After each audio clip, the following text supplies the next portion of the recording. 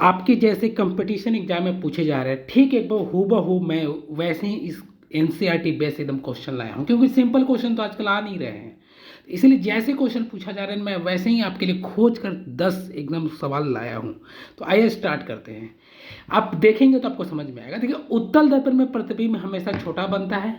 और दूसरा है आर, कि उत्तल दर्पण का फोकस आभासी होता है। देखिए, तो उत्तल दर्पण में प्रतिबिंब सच में छोटा बनता है। देखिएगा, गाड़ी का होता है, ट्रक उरक, आपके बाइक उक होगा या कार उर, सबके बगल में जो सर्च लाइट होता है पीछे का, देखिएगा एक पीछे पीछे का दृश्य देखने के लिए एक रहेगा लाइट, है ना। इसको सर्च लाइट भी हम लोग बोल सकते हैं, या लुकिंग ग्लास भी बोल सकते हैं। तो देखिए, कोई भी बाइक कार उर का देखिएगा बगल में जो छोटा सा देखिएगा शीशा होता है, उसमें बड़ा सा ट्रक दिखाई देता है, होता है ना। तो बड़ा सा ट्रक उसमें छोटा दिखाई देता है, तो उसमें प्रतिबिंब कैसे बन रहा है, छोटा बन रहा है, तो सही है। और उत्तल दर्पण का फोकस आभासी होता है, तो आभासी हमेशा, आभासी का मतलब क्या हुआ कि वो सीधा दिखाई देता है। जैसे कि उत्तल दर्पण में अगर आप खड़े हो जाएंगे तो आपका चेहरा नजर आएगा। अगर आपका चेहरा नजर आ रहा है ना, तो समझिए कि आपका प्रतिबिंब सीधा बन रहा है। क्या बन रहा है? प्रतिबिंब सीधा बन रहा है। तो सीधा बनने को ही आभासी बोलते हैं। आभासी जिसे पर्दे पे प्राप्त नहीं किया जा सके। जैसे मान लीजिए टीवी में आप प्रतिबिंब तो देख रहे हैं, टीवी में देखते हैं फोटो दिख रहा है, सीन दिख रहा है, फिर सलमान खान, शाहरुख खान सब दिखता है, लेकिन हकीकत में होता है क्या? नहीं ना होता है। तो ये आभासी होता है प्रतिबिंब। तो उत्तल दर्पण में फोकस क्या होता है? आभासी होता है। समझ में आ गया? तो दोनों सही है। तो क्या हो जाएगा इसका? क्या हो जाएगा? ए और आर हो जाएगा। इसका क्या हो जाएगा? ए और आर। ये ए और आर सही है, और आर बेखा करता है। ये देखिए, ये सही हो जाएगा, कोई दिक्कत? तो एक नंबर सही है, ठीक है, ये सही है, नंबर ए सही है। आइए दूसरा देखते हैं। मैं आपको पूरा समझा कर भी बता रहा हूँ, ये नहीं कि सिर्फ ये वो करके नहीं बताऊंगा, मैं पूरा आपको कंसेप्ट भी दूंगा। तो समतल दर्पण का आवर्धन आवर्धन का मान 1 होता है। देखिए, आवर्धन मतलब समझिए क्या होता है। मतलब आवर्धन मतलब होता है कि मान लीजिए समतल दर्पण, आपका हाइट 5 फुट है, आपका हाइट 5 फुट है, और आप समतल दर्पण के सामने खड़े हैं, तो आपका जो तस्वीर बन रहा है, जो प्रतिबिंब बन रहा है, उसका भी हाइट 5 फुट होगा। मतलब आपका भी हाइट 5 फुट और प्रतिबिंब का भी हाइट 5 फुट। तो ऐसे जब इक्वल हो ना, तो उसको आवर्धन 1 बोलते हैं। तो समतल दर्पण में ऐसा ही होता है, इसलिए प्रतिबिंब आवर्धन क्या होता है? 1। 1 से बड़ा क्या होगा? जब प्रतिबिंब बड़ा हो जाए, तो 1 से ज़्यादा। और 1 से कम कब होगा? जब प्रतिबिंब छोटा हो जाए। जैसे उत्तल दर्पण, उसमें छोटा बनता है, अवतल दर्पण में बड़ा होता है, और समतल दर्पण में क्या होता है? इक्वल होता है। इसलिए आवर्धन क्या होता है? 1 होता है। और 1 का मतलब क्या हुआ? देखिए, अब आर देखिए, प्रतिबिंब की ऊंचाई वस्तु की ऊंचाई के बराबर। देखिए, अभी ने बताया प्रतिबिंब की ऊंचाई और वस्तु की ऊंचाई जब बराबर हो जाएगा, आप 5 फुट, आपका तस्वीर भी 5 फुट, मतलब इमेज भी जो बन रहा है वही 5 फुट, तो दोनों 5-5 फुट में इक्वल साइज का बने, तो इसी को कहते हैं आवर्धन 1 हो जाएगा। तो इसका आंसर कौन सा होगा? ए नंबर। क्या होगा? ए नंबर सही होगा। कोई दिक्कत? कॉन्सेप्ट से आपको मैं समझा रहा हूँ। अवतल दर्पण के फोकस के भीतर वस्तु रखने पर सीधा पड़ता। देखिए, अवतल दर्पण में ना प्रतिबिंब हमेशा हमेशा मतलब 90% आप समझिए कि उल्टा प्रतिबिंब बनता है। लेकिन ये सिर्फ एक कंडीशन है कि उत्तल दर्पण में अगर आप प्रतिबिंब सीधा बना, सीधा मतलब आभासी, आभासी और सीधा तभी बनेगा ना जब अवतल दर्पण में ना प्रतिबिंब, मतलब वस्तु को फोकस के अंदर में रखेंगे। मतलब फोकस और ध्रुव के बीच में जब प्रतिबिंब, जब वस्तु को फोकस और ध्रुव के बीच में रखें, यानी फोकस के अंदर में जब रखेंगे ना अवतल दर्पण में, तब प्रतिबिंब, तभी एक ही कंडीशन है कि प्रतिबिंब सीधा बनेगा, यानी आभासी बनेगा। तो पहला तो सही है, सीधा प्रतिबिंब बनता है, फोकस के भीतर रखने पर प्रतिबिंब सीधा बनता है, ये तो मैं बता दिया। और सीधा बनेगा यानी आभासी।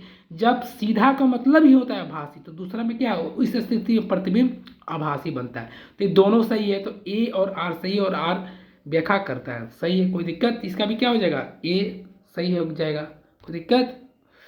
आइए नंबर 4 देखते हैं।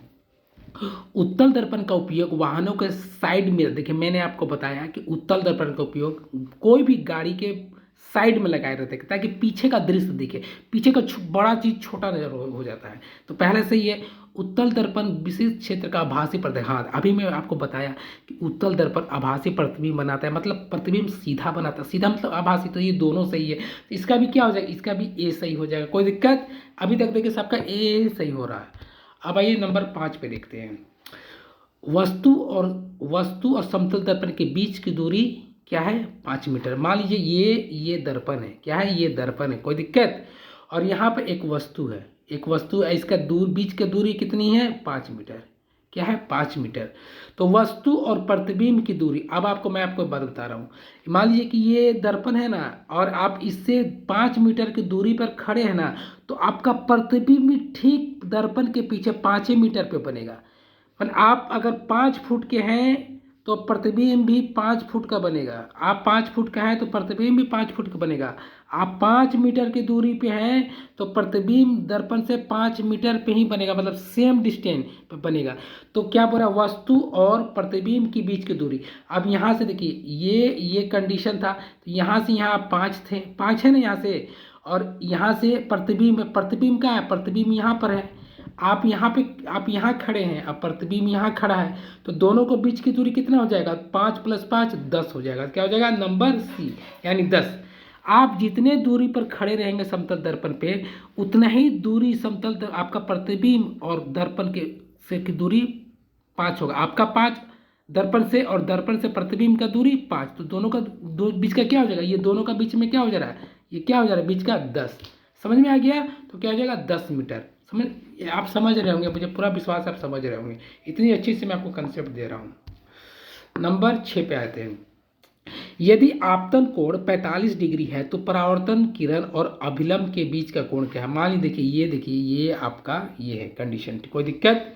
अब इसमें देखिए, ये आपका ये अभिलंब होता है, आपको पता है ये अभिलंब होता है। तो ये देखिए आपतन कोण क्या होता है, जो आता है दर्पण पे जो आता है, तो ये आपतन कोण हो गया। और परावर्तन कोण कौन होगा, ये देखिए परावर्तन कोण हो गया, कोई दिक्कत, ये परावर्तन कोण हो गया। तो अब अगर इसी को मैं मान लेता हूँ, ये 45 डिग्री है, क्या डिग्री है, ये 45 डिग्री, इसको मैं 45 डिग्री मान लेता हूँ।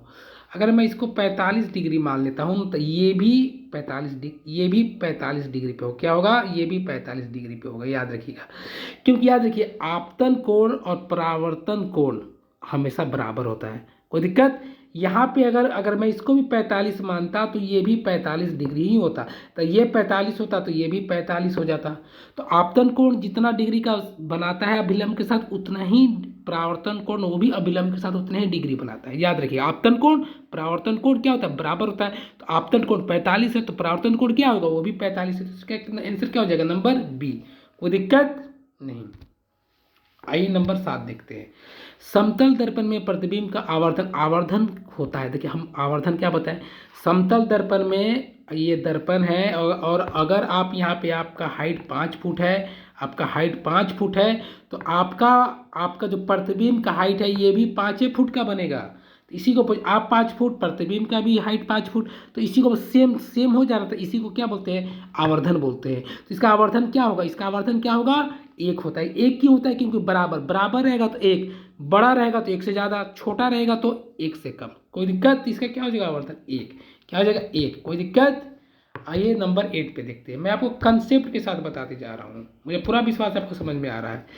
किस स्थिति में अवतल दर्पण वास्तविक और उल्टा प्रतिबिंब। देखिए, मैं आपको बताया कि अवतल दर्पण तो हमेशा वास्तविक ही बनाएगा, तो सिंपल सी बात है। लेकिन सिर्फ एक कंडीशन ही रहता है कि अवतल दर्पण आभासी बनता है, जब फोकस के अंदर हो, फोकस और ध्रुव के बीच, यानी फोकस के अंदर हो, तभी वो आभासी बनता है। बाकी सब वो कहीं भी रख दीजिए तो प्रतिबिंब हमेशा वास्तविक ही बनाएगा और उल्टा बनेगा।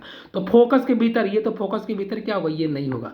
फोकस के भीतर ही यही एक कंडीशन ऐसा है कि वो आभासी बनाएगा और सीधा बनाएगा, तो ये तो गलत हो जाएगा। वह फोकस पर, तो फोकस पर बनाएगा, देखिए ये ध्रुव पर, ये भी नहीं हो जाएगा। वस्तु फोकस के बाहर, तो फोकस के बाहर कहीं भी रख दीजिए तो वो प्रतिबिंब हमेशा कैसे बनाएगा, वास्तविक बनाएगा। कैसे बनाएगा, वास्तविक। इसका नंबर क्या हो जाएगा, सी नंबर, कोई दिक्कत। फोकस के बाहर कहीं भी रख दीजिए अवतल दर्पण में, फोकस के अंदर रखिएगा तो सीधा बना देगा। अब फोकस के बाहर रख दीजिएगा तो सिंपल सी बात है, वो वास्तविक ही बनाएगा और उल्टा प्रतिबिंब बनाएगा, कोई दिक्कत। तो नंबर सी। नंबर आइए 9 देखते हैं। यदि वस्तु समतल दर्पण से 3 मीटर की दूरी पर, मान लीजिए ये क्या है, दर्पण है, और वस्तु को 3 मीटर की दूरी पर रखते हैं, क्या यहाँ पे वस्तु को रख देते हैं, कोई दिक्कत। तो वस्तु और प्रतिबिंब के बीच की दूरी, तो यहाँ पर क्या है, यहाँ पे आपका मान लीजिए आप हैं, ठीक है, ये दर्पण से 3 मीटर की दूरी है, तो आपका प्रतिबिंब भी ना दर्पण से 3 मीटर की दूरी पर बनेगा। आपका प्रतिबिंब मान लीजिए यहाँ बन रहा है, ठीक है, आप यहाँ पे खड़े हैं और आपका प्रतिबिंब यहाँ बन रहा है, तो यहाँ क्यों बनेगा? ये नियम है कि दर्पण से आप जितनी दूरी पे खड़े रहेंगे ना, उतना ही दूरी पर प्रतिबिंब बनेगा। तो आप पूछा है वस्तु और प्रतिबिंब के बीच की दूरी, तो ये 3 और ये 3, तो क्या हो जाएगा 6। तो आंसर क्या हो जाएगा? Number B. कोई दिक्कत? कोई दिक्कत नहीं। आइए नंबर 10 पे देखते हैं। यदि समतल दर्पण के सामने वस्तु 4 मीटर पर सेकंड की चाल से बढ़ रही है, हाँ देखिए, ये देखिए, मान लीजिए कि ये समतल दर्पण है और यहाँ से आप हैं, आप कोई हैं, इसके आप बढ़ रहे हैं, आपका स्पीड है 4 मीटर पर सेकंड, ये आपका स्पीड है, याद रखिए 4 मीटर पर सेकंड स्पीड है। क्या है? 4 मीटर पर सेकंड स्पीड है ना।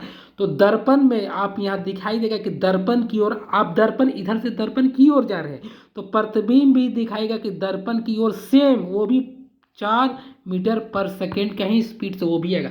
आप दर्पण की तरफ 4 मीटर पर सेकंड के स्पीड से जाएंगे तो वो भी 4 मीटर पर सेकंड के स्पीड से दर्पण की ओर आएगा। मतलब सेम, आप एक कदम अगर समतल दर्पण की तरफ बढ़ाएंगे ना, तो आपका प्रतिबिंब भी एक कदम बढ़ाएगा। आप 2 कदम पर चलेंगे तो आपका प्रतिबिंब भी 2 कदम चलेगा। तो ये नियम है। तो जिस स्पीड से जाएंगे उसी स्पीड से आएंगे। 10 स्पीड के जाएंगे तो वो भी 10 की स्पीड से आएंगे। तो ये क्या हो जाएगा? सेम हो जाएगा। तो क्या हो जाएगा? Number B. कैसा लगा आपको? मुझे कमेंट करके जरूर बताइए कि आपको समझ में आया कि नहीं, कंसेप्ट में आया कि नहीं। एकदम हूबहू क्वेश्चन मैं उससे आपके लिए लाया। अच्छा लगा तो कमेंट करना, लाइक करना।